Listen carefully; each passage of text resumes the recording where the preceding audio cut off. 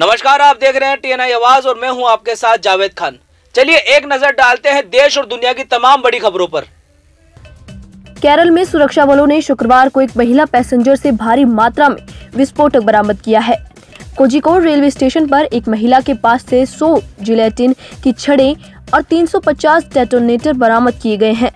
इतना विस्फोटक मिलने के बाद बड़े धमाकों की साजिश से इनकार नहीं किया जा सकता, पर अभी तक अधिकारियों ने इस संबंध में कोई बयान नहीं दिया है। कोझिकोड रेलवे स्टेशन पर मिले विस्फोटक को बालाकोट एयर स्ट्राइक से जोड़कर देखा जा रहा है। 14 फरवरी 2019 को पुलवामा में CRPF जवानों के काफिले पर हमला हुआ था। इसमें 40 जवान शहीद हो गए थे। इसके बाद एयरफोर्स ने 26 फरवरी को POK में एयर स्ट्राइक करके कई आतंकी लॉन्च तबाह कर डाले थे। इसमें 400 से ज्यादा आतंकी मारे गए। ऐसे में आज बालाकोट एयर स्ट्राइक के 2 साल पूरे होने पर विस्फोटक मिलना बड़ी साजिश का हिस्सा लग रहा है। दूसरी ओर केरल में इसी साल विधानसभा चुनाव होने हैं। ऐसे में इसे चुनाव से भी जोड़कर देखा जा रहा है। दुनिया के सबसे बड़े क्रिकेट स्टेडियम का नाम नरेंद्र मोदी के नाम पर किए जाने को आधार बनाकर शिवसेना ने पार्टी के मुखपत्र सामना की संपादकीय में निशाना साधा है। शिवसेना ने संपादकीय में शिवसेना ने यह भी पूछा कि दुनिया का हर बड़ा काम गुजरात में ही क्यों किया जा रहा है। हमेशा ही आरोप लगाया जा रहा है कि कांग्रेस ने सरदार पटेल को खत्म करने का काम किया, लेकिन गुजरात स्थित सरदार पटेल स्टेडियम का नाम बदलकर उसे मोदी स्टेडियम किया जाए। ऐसा क्या सोनिया गांधी और राहुल गांधी ने सुझाया था? सरदार पटेल का नाम मिटाने का प्रयास निश्चित तौर पर कौन कर रहा है, वह इसके जरिए नजर आया।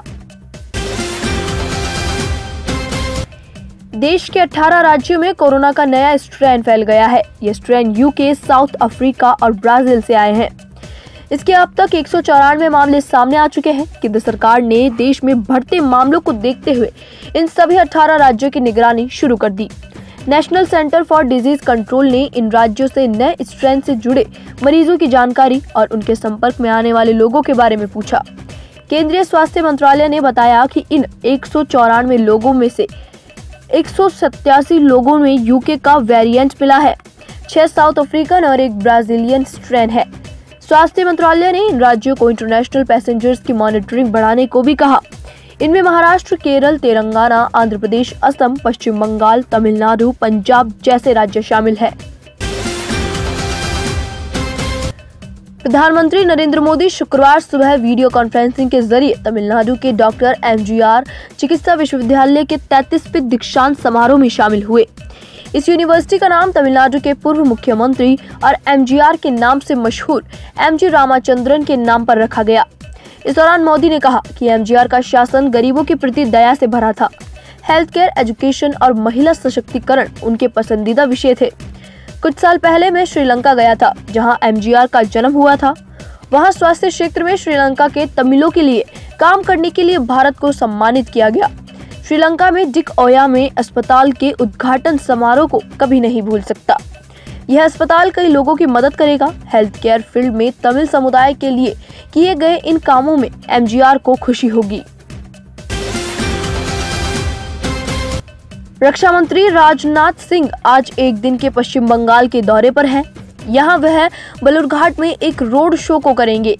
इसके बाद एक रैली को भी संबोधित करेंगे। उन्होंने सोशल मीडिया पर इसकी जानकारी दी। इसके पहले रक्षा मंत्री ने बालाकोट एयर स्ट्राइक के 2 साल पूरे होने पर एयरफोर्स के साहस और शौर्य को सलाम किया। उन्होंने सोशल मीडिया पर लिखा, बालाकोट एयर स्ट्राइक की सालगिरह पर मैं इंडियन एयरफोर्स के असाधारण साहस उन्होंने सोशल मीडिया पर लिखा, बालाकोट एयर स्ट्राइक की सालगिरह पर मैं इंडियन एयरफोर्स के असाधारण साहस और परिश्रम को सलाम करता हूँ। बालाकोट हमलों की सफलता ने आतंकवाद के खिलाफ कार्रवाई करने की भारत की दृढ़ इच्छा शक्ति को दिखाया।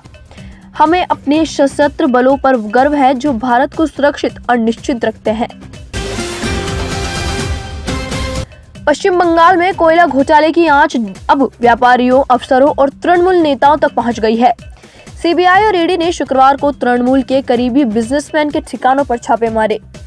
ये छापे साउथ कोलकाता, आसनसोल स्थित घर और दफ्तरों पर मारे गए हैं। एजेंसियों ने 15 जगहों पर छापा मारा। जांच में सामने आया है कि कोयला तस्करी के दौरान कई अफसरों और नेताओं ने घूस भी ली थी। इसी केस में पिछले साल दिसंबर की शुरुआत में कोलकाता के CA गणेश बगारिया के दफ्तर में छापा मारा गया था। ये कार्रवाई CBI की टीम ने की थी। पिछले साल जून में दलितों पर आपत्तिजनक टिप्पणी करने के मामले में क्रिकेटर युवराज सिंह पर एफआईआर दर्ज हुई थी। अब इस मामले में गिरफ्तारी से बचने के लिए Punjab and Haryana high court में याचिका दायर की है, जिसकी सुनवाई गुरुवार को हुई और पूर्व क्रिकेटर को इसमें राहत मिल गई है। हाई कोर्ट ने इस मामले में हरियाणा सरकार का नोटिस जारी करते हुए फिलहाल युवराज सिंह के खिलाफ कोई कड़ी कार्रवाई न करने के निर्देश दिए। हरियाणा के हांसी में 2 जून को युवराज के खिलाफ शिकायत दायर की गई थी कि उन्होंने दलित वर्ग को लेकर आपत्तिजनक टिप्पणी की है। लंबे समय तक यह शिकायत विचाराधीन रही और लगभग 8 महीने बाद 14 फरवरी को हरियाणा पुलिस ने युवराज के खिलाफ SC/ST एक्ट में एफआईआर दर्ज की। देश में कोरोना के नए मामले फरवरी में फर्राटा भरते हुए दिख रहे हैं। गुरुवार को पिछले 24 घंटे के दौरान 16,738 नए मामले सामने आए। रोज होने वाली मौतें भी 130 दर्ज की गई है। ये बीते एक महीने में सामने आए मामलों का एक दिन का सबसे बड़ा आंकड़ा है। इससे पहले 28 जनवरी को 18,912 केस सामने आए थे, जबकि 162 मौतें भी उस दिन ही दर्ज हुई थी। केंद्रीय स्वास्थ्य मंत्रालय के मुताबिक 7 राज्यों महाराष्ट्र, केरल, छत्तीसगढ़, पंजाब, मध्य प्रदेश, गुजरात और तमिलनाडु में हालात बिगड़ रहे हैं। देश के 89.5% मामले इन्हीं राज्यों में सामने आ रहे हैं। अब तक 5 राज्यों में ही कोरोना केस बढ़ रहे हैं। वहीं देश में हो रही कुल मौतों में 84.62% हिस्सेदारी 6 राज्यों की रही है। दतिया कलेक्टर संजय कुमार के नेतृत्व में नशा मुक्त भारत नशा मुक्त दतिया अभियान के तहत जिला आबकारी अधिकारी निधि जैन की अवैध शराब माफियाओं के खिलाफ ताबड़तोड़ कार्रवाई है। भांडे व्रत के रामगढ़ कंजर डेरा पर आबकारी विभाग एवं पुलिस की संयुक्त कार्रवाई हुई। 5,42,420 की जहरीली अवैध शराब को नष्ट किया गया। साथ ही अवैध शराब बनाने के उपकरण जब्त कर लिए गए हैं एवं आबकारी एक्ट के तहत 4 प्रकरण दर्ज कार्रवाई की गई है। इस कार्रवाई में सहायक जिला आबकारी अधिकारी KL भगोरा, भांडेर व्रत आबकारी उप निरीक्षक तुकाराम वर्मा, भांडेर थाना सहायक उप निरीक्षक रामचरण दोहरे, इस आशा पुलिस एवं आबकारी आरक्षकों की महत्वपूर्ण भूमिका रही।